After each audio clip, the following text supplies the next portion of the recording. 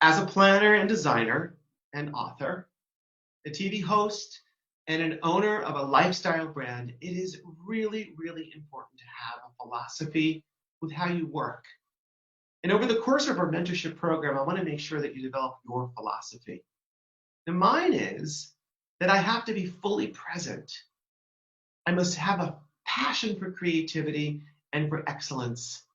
Organizational skills is definitely a priority to me. I have to have the desire to please others and to lead and to guide a team.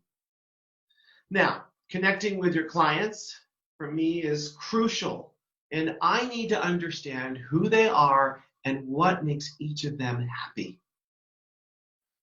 Now, as a business owner first, that is what's most important, and also always being a professional. And I must deeply care for the final outcome of my clients' events. And I and you must love what we do.